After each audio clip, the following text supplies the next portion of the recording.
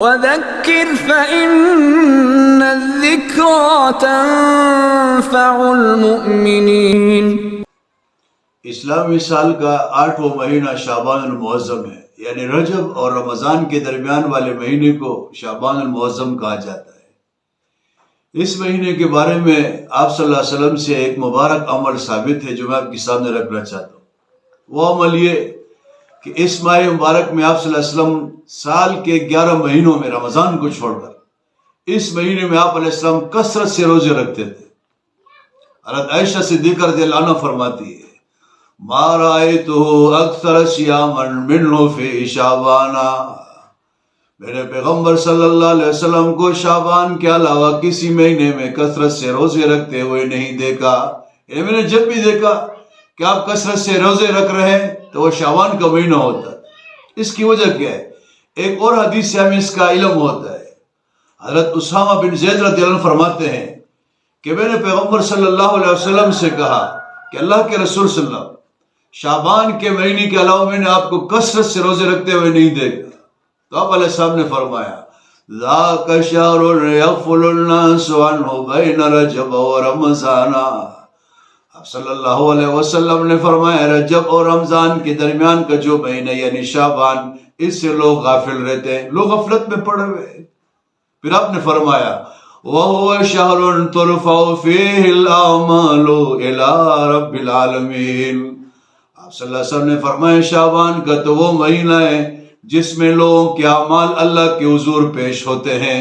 لوگوں کے اعمال، علماء فرماتے ہیں سال بھر میں انسان جو اعمال کرتے ہیں، اچھے اعمال، برے اعمال، سارے کے سارے اعمال اس شعبان کے مہینے میں اللہ کے حضور پیش کیے جاتے ہیں۔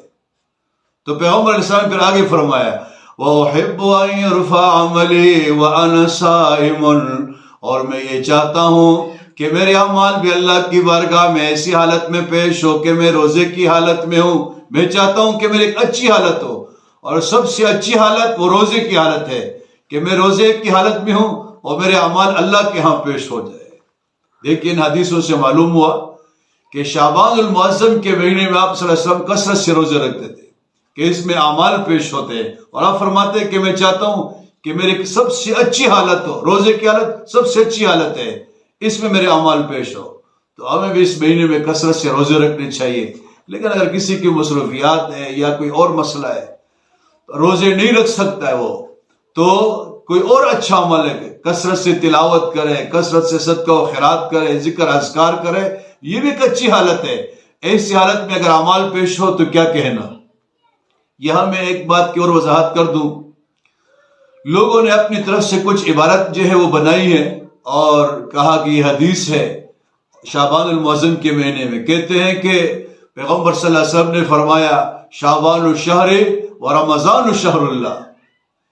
کہتے ہیں کہ شعبان میرا مہینہ ہے اور رمضان اللہ تعالیٰ کا مہینہ ہے۔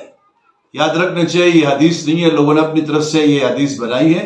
علماء فرماتے ہیں کہ اس حدیث کی سند انتہائی ضعیف ہے۔